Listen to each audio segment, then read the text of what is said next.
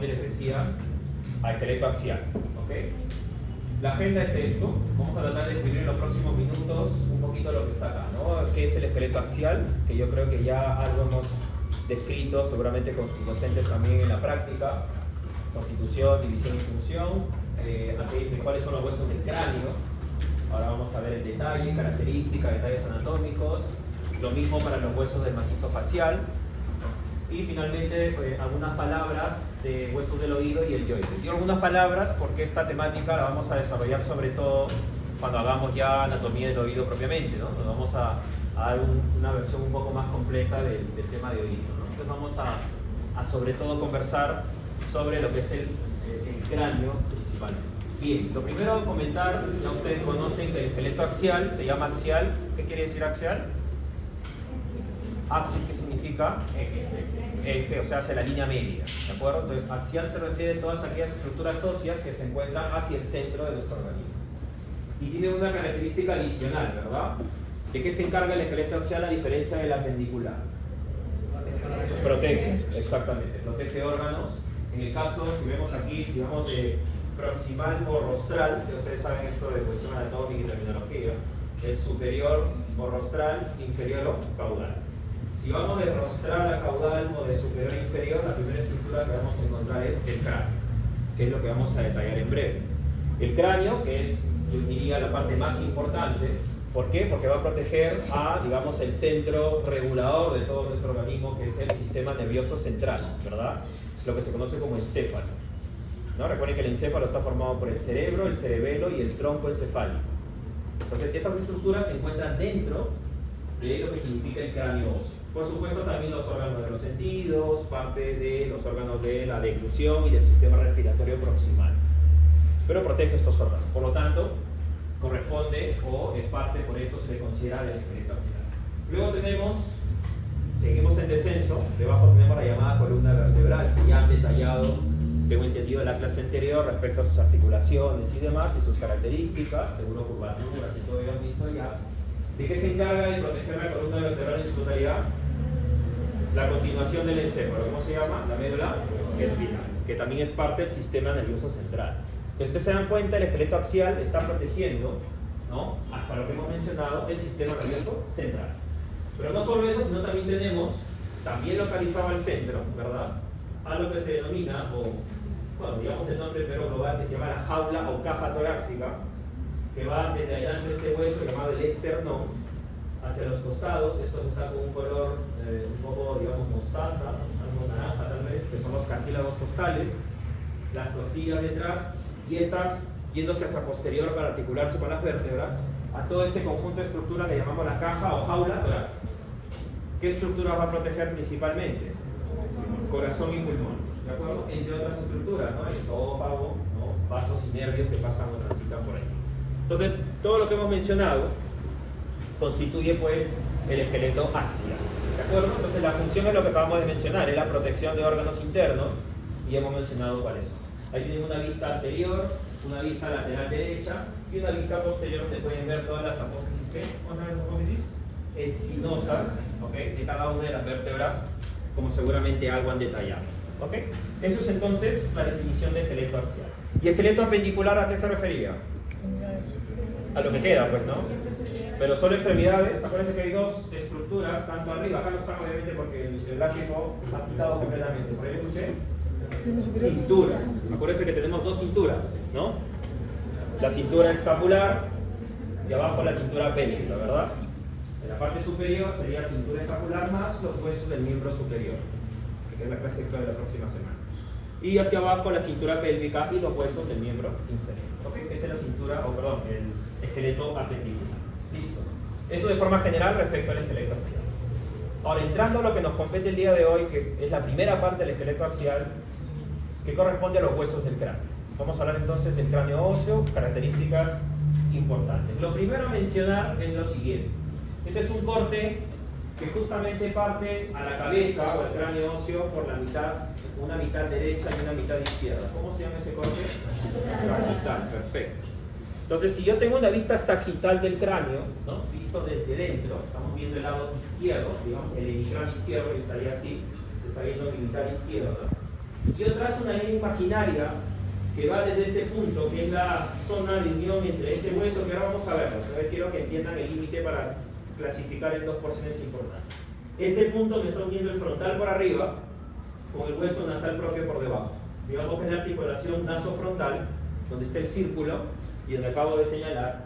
Trazo una línea imaginaria que desde ese punto me voy hacia abajo y hacia atrás, en sentido descendente, y termino en esta prominencia del hueso temporal que ahora vamos a ver, llamada apófisis mastoides, que es lo que se palpa y se siente en la parte posterior de su oreja. Ustedes se tocan detrás de su oreja, ese hueso duro que está detrás allí, que a veces uno cuando se golpea muy fuerte está un poquito de mareo, porque son sentidas de aire, que es lo que hay dentro, se llama apófisis mastoides. Si yo trazo una línea imaginaria, repito, desde el punto de la articulación nasofrontal hasta la apófisis mastoides, yo voy a dividir el cráneo óseo en dos grandes porciones, ¿de acuerdo? Lo que está por arriba le vamos a llamar el neurocráneo. Y su nombre nos dice todo, ¿no? Neuro, o sea, cerebro, sistema nervioso, que fundamentalmente abarca los llamados huesos del cráneo propiamente dichos. ¿Por qué? Porque de la línea hacia abajo, ¿no? Como pueden ver ustedes, la línea no es completamente recta, sino ligeramente oblicua hacia atrás. Y de aquí hacia abajo vamos a encontrar lo que se denomina el víscero cráneo, ¿no? Entre comillas víscero, ¿no? Porque no solamente hay vísceras, hay músculos y demás, pero digamos que de forma general le vamos a llamar de esa forma. Entonces ahí tienen ustedes, y lo que vimos ahora, visto desde afuera del cráneo, en una mitad lateral, lo que estaría en amarillo, ¿no? Que es más o menos justo, hemos trazado esta línea hacia arriba, sería el neurocráneo, que va a estar constituido por los huesos del cráneo propiamente dichos, y lo que hace un color plomo un poco más oscuro serían todos los huesos de lo que se denomina el viscerocráneo. El viscerocráneo es otra cosa que los huesos de la cara, también llamados del macizo facial, es lo mismo. ¿Ok? Entonces esta es una forma, digamos, práctica, ligeramente novedosa, porque antiguamente describíamos simplemente los huesos del cráneo y los huesos de la cara, pero es exactamente lo mismo, solo que estamos diferenciando en un término un poco más apropiado, que es neurocráneo y viscerocráneo, ¿de acuerdo? Ahora cada uno de ellos, por supuesto, que va a estar constituido por diferentes huesos. Entonces aquí pasamos primero a mencionarlos. Ahí los tienen ustedes, ¿no? Esta es una imagen del Gray, donde lo que se ha hecho es desarticular los diferentes huesos que conforman tanto el neurocráneo como el viscerocráneo. Vamos a mencionar primero cuáles son los huesos que forman parte del neurocráneo. Entonces vamos a tener, y lo tienen hacia la izquierda, vamos a dividirlos tanto en impares como pares. Los huesos impares tenemos al hueso frontal, aquí lo voy señalando, este es el hueso frontal, ¿ya? Su nombre lo dice todo, viene de frente, ¿no? O mejor dicho, la frente viene del nombre por el hueso frontal. ¿Qué otro impar tenemos? Tenemos al etmoides, que aquí lo vemos en un verde claro, digamos, ¿no? Que está casi adosado al centro, a nivel de la cavidad nasal, de hecho va a constituir parte de las fosas nasales, como vamos a ver un poquito más adelante. Tenemos al esfenoides, otro hueso impar, que es lo que está aquí en amarillo, tiene la forma como de un murciélago, ahora lo vamos a conocer en la práctica, porque en la práctica vamos a ver cada hueso por separado, ¿no? La idea no solamente es verlo todo estructurado, la idea es que los conozcan así. Esfenoides entonces está formando prácticamente lo que es la fosa craneal media, como pueden ver está detrás del etmoides, ¿no? Detrás del frontal. ¿Qué más? Vamos a tener también al hueso occipital, que aquí está de un color celeste, ¿no? o azul claro. ¿Okay? En la parte posterior es el hueso que conforma la región posterior de nuestro cráneo. Entonces tienen ustedes allí los impares frontal, etmoides, esfenoides y el hueso occipital. Y tenemos dos pares. Los huesos parietales, que son los que están arriba de color morado, correcto, que son los que se articulan directamente con el frontal. Ahora vamos a ver un poquito más adelante otra imagen. Ahí son dos, derecho e izquierdo. Y los huesos temporales, que están de color verde, un poco más oscuro. Acá tienen uno y aquí tienen el otro, que forman prácticamente lo que se conoce como las sienes, ¿no? Escucharon que dicen la sien, me golpeé la sien, es esta zona, la región temporal. Muy importante este hueso porque, vamos adelantando, dentro de él se encuentra el digamos, oído medio y oído interno. Por eso es importante reconocer ya más adelante, o seguramente para el examen, si le ponen un caso clínico relacionado a una fractura del temporal, probablemente hay un compromiso a nivel del oído. ¿Okay? Entonces, esos son los huesos del llamado neurocráneo. Ahí se los he separado, repito, en impares y pares, que ahora los vamos a ver también en el cráneo óseo, perdón, en el laboratorio más tardecito en la práctica. Y luego tenemos el viscerocráneo, ¿verdad? Que son los huesos de la cara. Que también vamos a tener, acá como pueden ver son 8 huesos. Son 8 huesos, ¿cierto? Y en el viscerocráneo vamos a tener 14 huesos. En total son 22. De esos 14 del viscerocráneo vamos a tener igual, impares y vamos a tener pares. Entonces, de los huesos de la cara impares vamos a tener al gómer, ¿ok? En esta imagen no lo vamos a ver porque está hacia abajo y hacia atrás, pero ahora se los voy a mostrar más adelante, que es un huesecito que forma parte del tabique nasal. De hecho, es casi constituyente de un 60% del tabique. Tenemos a la mandíbula, que aquí sí la podemos ver, ¿no? Ese es un hueso único, grande, de hecho está desarticulado. Algunos textos no lo consideran inclusive como un hueso propio de la cara, sin embargo sí se debe considerar en su, digamos, desarrollo embriológico. La mandíbula también constituye un desarrollo común con los huesos del macizo facial, por lo tanto tenemos que estudiarlos así. Entonces impares solo tenemos el gómer, ¿no? Que va a estar aquí por detrás, y la mandíbula. De los pares vamos a tener primero el maxilar superior o simplemente hueso maxilar. Lo tenemos aquí en color, no sé, medio rosado, ¿no? Yo estoy mal en colores, como se han dado cuenta, disculpen, ¿ya? Que son dos. Uno es el maxilar derecho y el maxilar izquierdo. Aquí están por supuesto articulados. Entonces la mandíbula es una sola, pero los maxilares son dos, derecho e izquierdo, ¿de acuerdo? Los huesos maxilares. ¿Qué más vamos a tener? Los huesos cigomáticos o malares, que aquí están separados, que son los que forman los famosos pómulos, ¿no? Los pómulos están formados por un hueso cigomático derecho, cigomático izquierdo, también llamados huesos malares. El nombre correcto es malar, pero cigomático también es la otra forma de recordar. ¿Qué más tenemos? Tenemos al hueso lagrimal o unguis, que lo tenemos aquí, un hueso pequeñito, ¿de acuerdo? Que está a nivel de la cavidad oral. Luego tenemos al hueso palatino, que en esta imagen no lo vamos a ver, que también hay un palatino derecho, palatino izquierdo. Los huesos propios de la nariz, ¿no? Que aquí están separados, desarticulados, son dos, derecho e izquierdo. Y el cornete inferior, que ahora vamos a ver en otra imagen, que es un hueso propio de la nariz. Entonces, de los huesos del viscerocráneo de la cara vamos a tener huesos impares, gómer y mandíbula. Y huesos pares, dos maxilares, dos cigomáticos o malares, dos lacrimales o unguis, dos palatinos, dos propios nasales y dos cornetes inferiores. Ahora vamos a ver cada uno de ellos sus detalles más importantes para que los vayan reconociendo. Empezamos primero con algunas vistas, antes de las vistas como tal. Otra cosa que es muy importante cuando estudiamos los huesos de la cabeza es la forma como se suele medir el cráneo. Esta forma de clasificar, o esto que se denomina los puntos craniométricos, sobre todo se utilizan en antropología. Sin embargo, anatómicamente hablando son importantes porque son puntos de división, de límites. Cuando vean ustedes, cuando trazamos alguna fosa, cuando dividimos alguna cavidad, los puntos craniométricos nos ayudan a ubicarnos en la posición. Entonces van a haber puntos craniométricos que son muy importantes y que también van a verlos más tarde, pero aquí vamos a detallar algunos de ellos. Voy a ir desde adelante hacia atrás. Comienzo aquí, justo en el punto entre el frontal con los huesos nasales. Nacio. En realidad debe ser nación. Pero suena feo, me gusta más nación, ¿no? Vamos a ir en contra de la gramática. Si nos vamos hacia la prominencia que tiene el hueso frontal, ¿no? La zona entre ambos arcos superciliares, que ahora lo vamos a ver en la glabela, ¿ok? Hay un punto de inflexión un poco más arriba que es el ófreo. Si nos vamos hacia la sutura que une el hueso frontal con los huesos parietales, ¿no? Que es la sutura coronal, vamos a tener el punto más alto. Entonces pregunta examen, ¿no? ¿Cuál es el punto craniométrico más alto o el más rostral? El bregma, ¿ok? Por eso también esta sutura se le llama sutura bregmática. ¿Qué tipo de articulación es esto? Tipo, ¿ya han hecho? Tipo, sutura no es tipo, tipo fibrosa. Género, sutura. ¿Okay? ¿Qué tipo de sutura? Dentada, perfecto. ¿Qué más? Luego vamos más atrás. ¿Ya? Bueno, el ovarium es inconstante, que está justo en equidistante entre el bregma y el siguiente punto, que coincide con la sutura que une el parietal, o los dos parietales, con el hueso occipital, que es la sutura lambdoidea, ¿no? O la sutura parieto-occipital. El punto craniométrico se llamará lambda, ¿ok? Este es el lambda. Entre bregma y lambda encuentran ese punto que es el ovelio. ¿ok? Se los pongo allí por si acaso. No es tan importante como los anteriores. O sea, digamos que el opio y ovelio no son tan importantes, de hecho son inconstantes, pero están allí, se los menciono igual. Seguimos.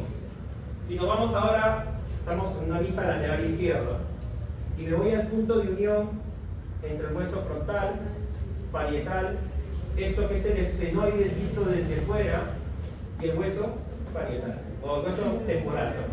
Este punto que está aquí es muy importante, su nombre es terio. El terio, ¿por qué es importante? ¿Quién sabe? Sí.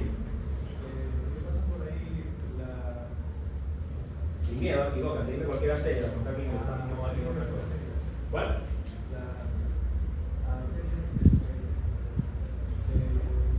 Bien, ¿ya? Justo detrás, o sea, proyectado hacia adentro del cráneo, ahorita vamos a ver una imagen, se va a transitar una arteria que está bien adosada hacia el cráneo, que se denomina la arteria meningia media.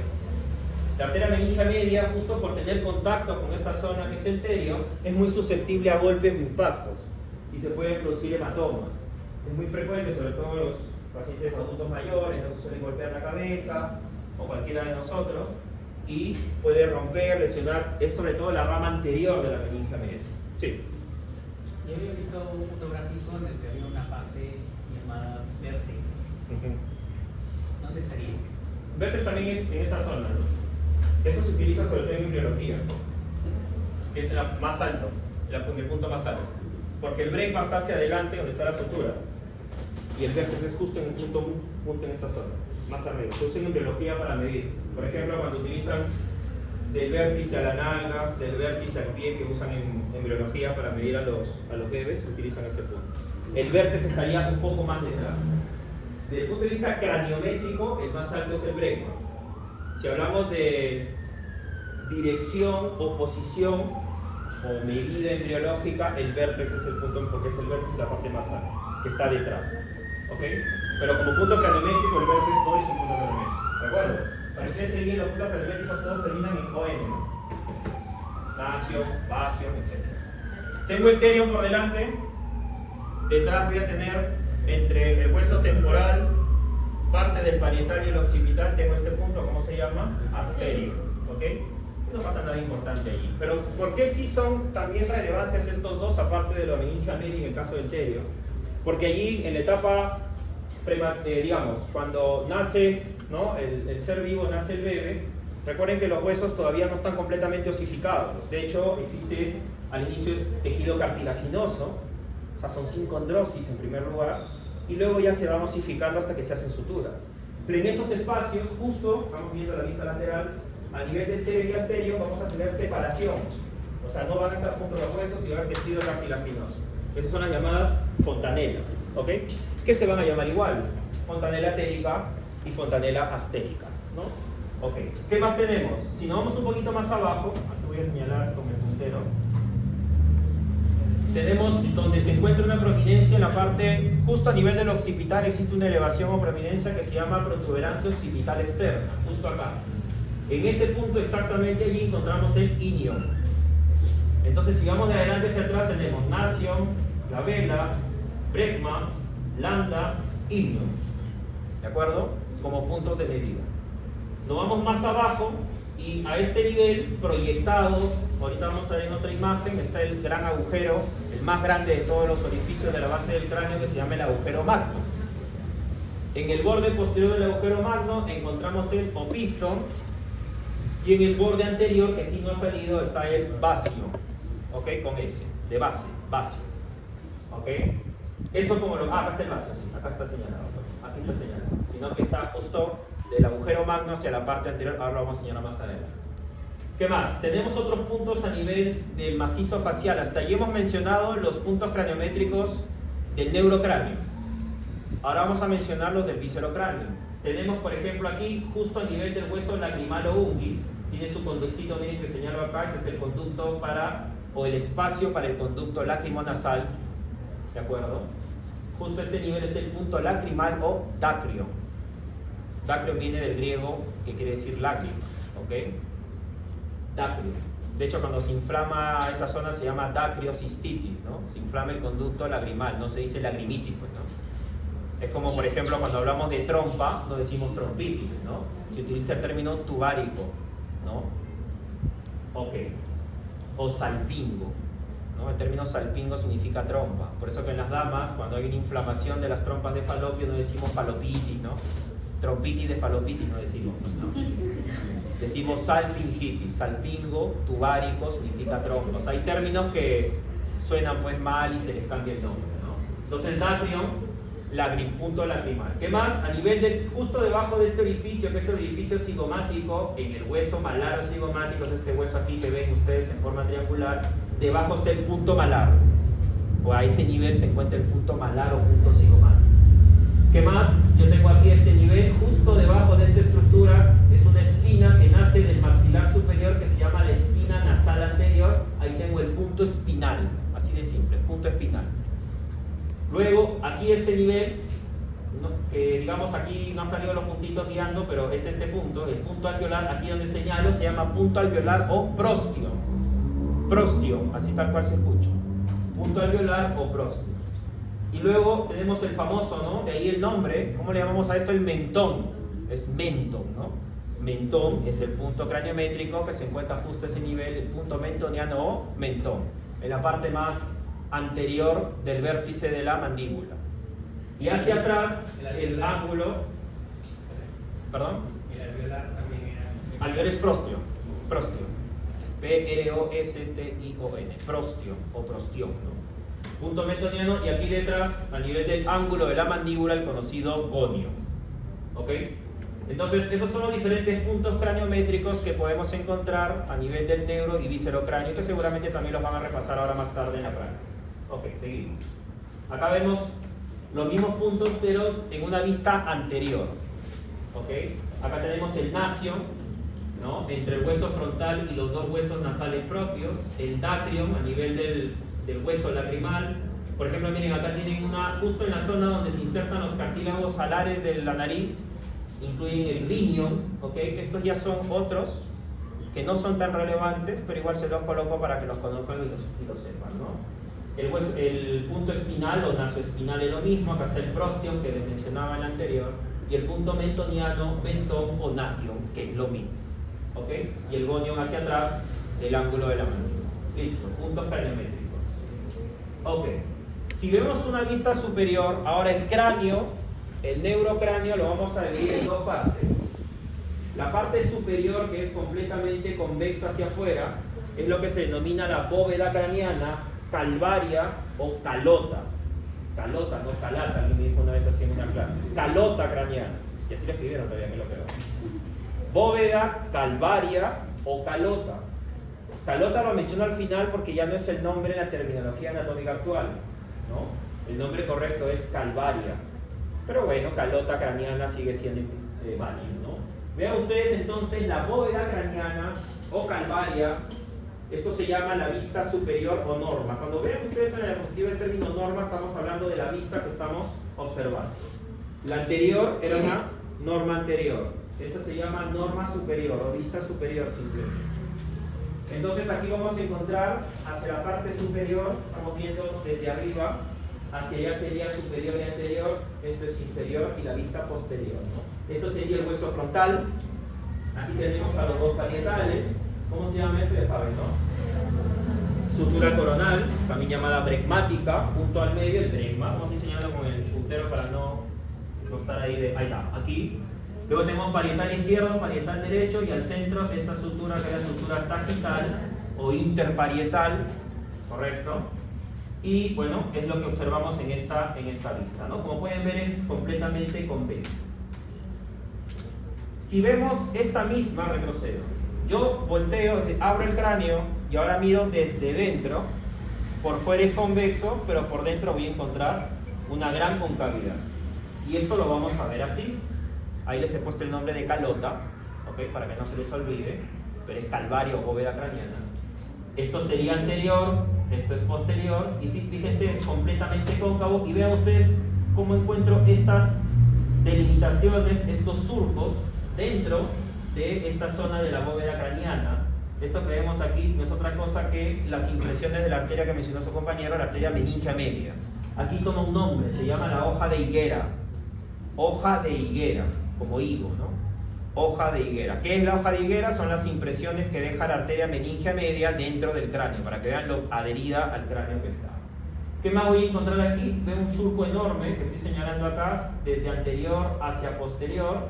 Todo este gran espacio es para un seno venoso. Recuerden que a nivel del cráneo vamos a encontrar dentro de la dura madre, que es uno de los repliegues de las meninges. La dura madre tiene dos capas, una externa y una interna, y siempre entre ambas capas van a transitar venas grandes, que le llamamos senos venosos. Ahora van a conocer algunos de ellos porque lo vamos a mencionar en la práctica. Pero uno de ellos surca por toda esta zona, todo el vértice superior de esta calota o bóveda, ¿no? Que es el seno venoso longitudinal superior. O sea que si yo pintara de aquí hasta acá toda la concavidad, voy a encontrar allí el seno venoso. Voy a apagar ahí está sonando. Seno venoso longitudinal superior. ¿Estamos de acuerdo? Entonces es lo que vamos a encontrar en la bóveda. Las impresiones, ¿cómo se llama? Hoja de higuera. ¿De quién es? ¿Impresiones de quién? Meningea media, que para que tengan conocimiento es una rama de la arteria maxilar interna, que ya la conocerán después cuando se vean arterias y demás. ¿Ya? Es una de las arterias más importantes de cabeza. Norma posterior.